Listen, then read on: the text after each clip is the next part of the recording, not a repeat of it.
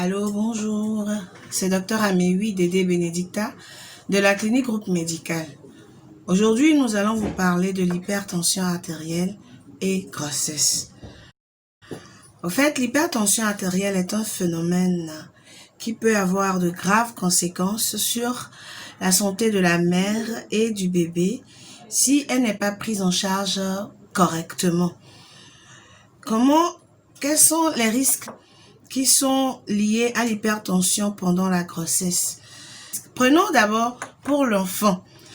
Pour l'enfant, nous avons le retard de croissance intra-utérin, c'est-à-dire un bébé qui ne grossit pas dans le ventre de sa mère parce qu'il n'est pas suffisamment, on peut dire suffisamment nourri, ou bien le sang ne circule pas suffisamment entre le placenta de la mère et pour passer par le cordon pour aller à l'enfant.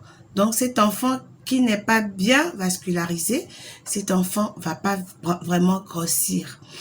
Ça peut entraîner la prématurité chez l'enfant.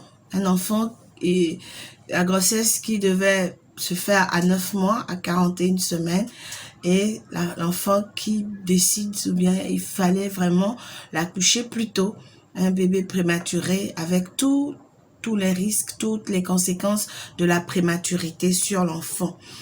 Il peut entraîner aussi le décès fœtal in utero. L'enfant peut mourir dans le ventre parce que cet enfant, n'étant pas bien vascularisé, il n'a pas suffisamment de sang qui coule dans ses organes et puis l'enfant peut mourir. Ça, c'est les risques ou bien les risques par rapport à l'enfant qui est dans le ventre de sa mère. Prenons le côté de la mère. Quels sont les risques qu'on peut avoir? On peut avoir les conséquences de l'hypertension artérielle quand elle n'est pas bien prise en charge. Nous pouvons avoir donc une éclampsie. C'est une crise que la femme est enceinte, elle se met en crise. Elle se met en crise comme il s'agissait donc du tétanos par exemple. C'est des crises que la femme peut avoir. On appelle ça l'éclampsie. Cette femme enceinte peut avoir des troubles visuels. Des troubles visuels qui vont jusqu'à la morose. Elle ne voit même plus. Elle a le flou tellement qu'elle ne voit plus. C'est les conséquences donc de l'hypertension et de la grossesse, si on peut dire ainsi. Elle peut faire un œdème aigu du poumon. Tellement elle a des difficultés pour éliminer l'eau, si on peut dire ainsi. Et cette eau vient donc rester au niveau du poumon. Et elle ne peut pas respirer. Et quand le poumon s'inonde d'eau, vous voyez qu'on peut mourir. Et il peut y avoir une insuffisance rénale parce que à cause de la tension artérielle, cette femme n'arrive peut-être pas à uriner. Elle force et il y a une insuffisance rénale qui s'installe.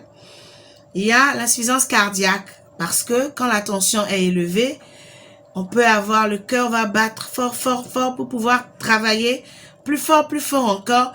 Et le cœur grossit. Après, le cœur peut lâcher. Et il y a une insuffisance cardiaque qui s'installe. Il peut y avoir d'autres signes comme le HELLP syndrome. Ça, c'est dans notre jargon. Le HELLP syndrome, c'est des urines qui sont Coca-Cola comme du sang. C'est comme si la femme détruit tout son sang, ses globules blancs.